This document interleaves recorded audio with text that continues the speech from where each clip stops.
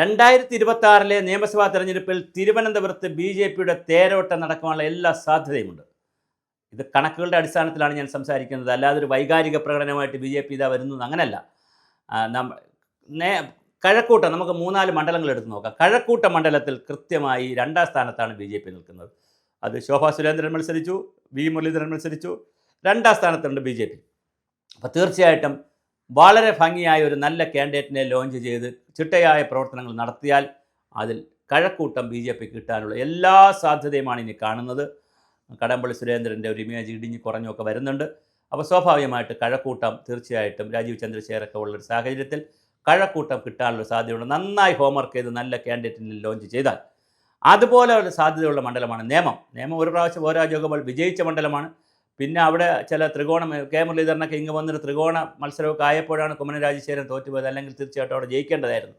അവിടെയും നല്ലൊരു കാൻഡിഡേറ്റിനെ ലോഞ്ച് ചെയ്ത് ഇവർ കാൻഡിഡേറ്റിനെ ലോഞ്ച് ചെയ്യുന്നതിൻ്റെ ഒരു ബി.ജെ.പിയുടെ പ്രശ്നം, ഇവർ തിരഞ്ഞെടുപ്പ് അടുക്കാറാവുമ്പോഴാണ് ഈ കാൻഡിഡേറ്റിനെ കൊണ്ടുവരുന്നത്. അപ്പോൾ അവർക്കൊരു സമയം കിട്ടണ്ടേ അവിടെ പ്രവർത്തിക്കാൻ. ഇപ്പോൾ രാജീവ് ചന്ദ്രശേഖർ തിരുവനന്തപുരം ലോക്സഭാ മണ്ഡലത്തിൽ വന്നിട്ട് 10-20 ദിവസമേ കാരണം ഒരു മണ്ഡലത്തിൽ ഓടിയെങ്കിലും എത്തണ്ടേ. അതുപോലെ ശോഭാ സുരേന്ദ്രൻ ആറ്റിങ്ങിൽ നിന്ന് അടുത്ത പ്രാവശ്യം ആലപ്പുഴയിലേക്കാണ് പോകുന്നത്. അപ്പോൾ അങ്ങനെ മാറിക്കളിക്കുമ്പോൾ തീർച്ചയായിട്ടും അവർക്ക് സമയം കിട്ടുന്നില്ല. അതുകൊണ്ട് ബി.ജെ.പി വളരെ നേരത്തെ കാൻഡിഡേറ്റിനെ ഫിക്സ് ചെയ്യണം. എനിക്ക് തോന്നുന്നു പഞ്ചായത്ത് തെരഞ്ഞെടുപ്പിനോട് അനുബന്ധിച്ച് തന്നെ അനൗപചാരികമായിട്ടെങ്കിലും പുറത്തുവിട്ടില്ലെങ്കിലും അനൗപചാരികമായിട്ടെങ്കിലും കാൻഡിഡേറ്റുകളെ ഒന്ന് ഫൈനലൈസ് ചെയ്ത് വെച്ച് അതിനനുസരിച്ച് ആ കാൻഡിഡേറ്റുകൾ അതാത് മണ്ഡലങ്ങളിൽ കൂടുതൽ കോൺസെൻട്രേറ്റ് ചെയ്യാൻ പറയണം.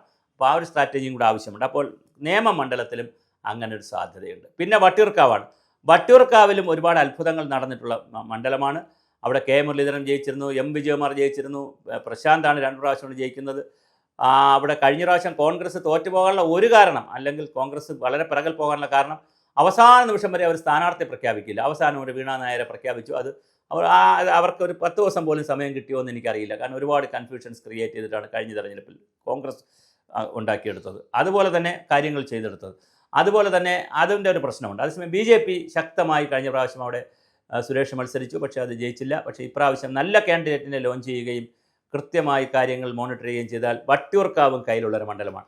പിന്നെ മറ്റൊരു ഹിന്ദു വോട്ടുകളുടെ ഒരു വലിയ സാധ്യത, കാരണം പാൽക്കുളങ്ങര ഉൾപ്പെടെയുള്ള ഒരുപാട് വാർഡുകൾ, കോർപ്പറേഷൻ വാർഡുകൾ ഹിന്ദു മുന്നണിയും ഹിന്ദുക്കളായിട്ടുള്ള ആളുകൾ, പി അശോകുമാറിനെ പോലെയുള്ള ആളുകൾ നിരന്തരം ജയിക്കുകയാണ്. എത്രയോ വർഷമായിട്ട് അദ്ദേഹം കൗൺസിലറാണ് പാൽക്കുളങ്ങരയൊക്കെ. പാൽക്കുളങ്ങര, ചാല, പാളയം ഇതെല്ലാം വരുന്നൊരു നല്ല ബെൽറ്റ്, കെ ശങ്കരനാരായണപിള്ള പഴയ ജയിച്ച നല്ലൊരു ബെൽറ്റ് ഉണ്ട് അവിടെ 1-2 സമുദായത്തിന് വലിയ ഹോൾഡുമുള്ളതാണ്. അവിടെ തീർച്ചയായിട്ടും സെൻട്രൽ, അവിടെ ഇപ്പോൾ ആന്റണി രാജുവാണ് ഉള്ളത്, അവിടെ സാധ്യതയുള്ളൊരു പ്രദേശമാണ്. കൃഷ്ണകുമാറാണ് മത്സരിച്ചത്. പക്ഷേ അതിനേക്കാൾ നല്ല കാൻഡിഡേറ്റ്സിന് അവിടെ ലോഞ്ച് ചെയ്താൽ അവിടെ സാധ്യതയുള്ളതാണ്. അപ്പോൾ 3-4 മണ്ഡലങ്ങൾ, ഒരു 4 മണ്ഡലം തിരുവനന്തപുരത്ത് ബി.ജെ.പിക്ക് ശക്തമായി പിടിച്ചാൽ കിട്ടുന്നതാണ്. അതേസമയം കാട്ടാക്കട പക്ഷേ കൃഷ്ണദാസ് നന്നായി മത്സരിച്ച് കയറി വന്നിട്ടുള്ള മണ്ഡലമാണ്. പി കെ കൃഷ്ണദാസ് തന്നെയാണ് പല വർഷങ്ങളായി അവിടെ നിൽക്കുന്നത്. കട്ടയ്ക്ക് പുള്ളി കയറി വരുന്നുമുണ്ട്. അവിടെ കോൺസെൻട്രേറ്റ് ചെയ്ത് നല്ല എഫർട്ട് എടുത്ത് കാട്ടാക്കട നിൽക്കുന്നത്. എനിക്ക് തോന്നുന്നു ഒരുപക്ഷേ പി കെ കൃഷ്ണദാസ് തിരുവനന്തപുരത്ത് ഏതെങ്കിലും ഒരു മണ്ഡലത്തിൽ വന്ന് ഇങ്ങനെ കോൺസ്റ്റൻ്റ് ആയിട്ട് എഫർട്ട് എടുത്ത് ചിലപ്പോൾ ജയിച്ചനെ. അത് കാട്ടാക്കടയിൽ ഒരു പ്രത്യേകത, മറ്റൊരു നാടാർ സമുദായത്തിനും മറ്റൊരുപാട് സമുദായങ്ങൾക്കൊക്കെ ഒരു പ്രത്യേകതയുള്ളൊരു മണ്ഡലമാണ്. അതുകൊണ്ടുള്ള ചില പ്രശ്നങ്ങളുണ്ട് പി കെ കൃഷ്ണദാസിന്. അത് പക്ഷേ കാട്ടാക്കടയും ശക്തമായി മത്സരം കാഴ്ചവെക്കാൻ കഴിയുന്ന അപ്പോൾ ഈ 5 മണ്ഡലങ്ങൾ, തിരുവനന്തപുരം ജില്ലയിൽ 5 മണ്ഡലങ്ങൾ ഗൗരവമായി ബി.ജെ.പി നോക്കിയാൽ മതിയാകുമെന്നുള്ളതാണ് ഒരു രാഷ്ട്രീയ നിരീക്ഷണം. നേമം കൃത്യമായി നന്നായി ഹോംവർക്ക് ചെയ്ത് കിട്ടുന്നതാണ്. കഴക്കൂട്ടം തീർച്ചയായും കിട്ടാനുള്ള എല്ലാ സാധ്യതയുള്ളൊരു മണ്ഡലമാണ്. വട്ടിയൂർക്കാവിന് വലിയ സാധ്യതയുണ്ട്.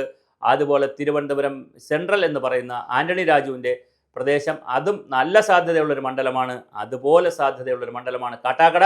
ഈ 5 മണ്ഡലം പിടിക്കാൻ കഴിഞ്ഞാൽ കൃത്യമായിട്ട് 5 MLA-മാരെ തിരുവനന്തപുരത്ത് നിന്ന് ഉണ്ടാക്കാൻ ബി.ജെ.പിക്ക് കഴിയും. 2 കാര്യങ്ങൾ ബി.ജെ.പി ശ്രദ്ധിക്കേണ്ടതുണ്ട്. 1, വളരെ നേരത്തെ സ്ഥാനാർത്ഥികളെ ലോഞ്ച് ചെയ്യണം. 2, അവർക്ക് ആവശ്യമായ പിന്നെ ഗ്രൂപ്പും സമവാക്യവും വിഭാഗീയതയൊക്കെ എന്തെങ്കിലും ഉണ്ടോ എന്ന് എനിക്കറിയില്ല. എന്തെങ്കിലും ഉണ്ടെങ്കിൽ അതൊക്കെ മാറ്റിവെച്ച് സ്ഥാനാർത്ഥി ജയിപ്പിക്കുവാനുള്ള പ്രവർത്തനങ്ങൾ ആലോചിക്കണം. 3-ാമത്തെ കാര്യം എന്ന് പറയുന്നത് ശക്തനായ, അല്ലെങ്കിൽ ജനപിന്തുണ ഉണ്ടാക്കാൻ കഴിയുന്ന വളരെ ശക്തരായ സ്ഥാനാർത്ഥികളെ വേണം ലോഞ്ച് ചെയ്യാനുള്ളത്. ഇങ്ങനെ 3-4 ഘടകങ്ങൾ വന്നാൽ തീർച്ചയായിട്ടും ബി.ജെ.പിക്ക് വലിയ സാധ്യതയാണ് തിരുവനന്തപുരം ജില്ല ഉള്ളത്.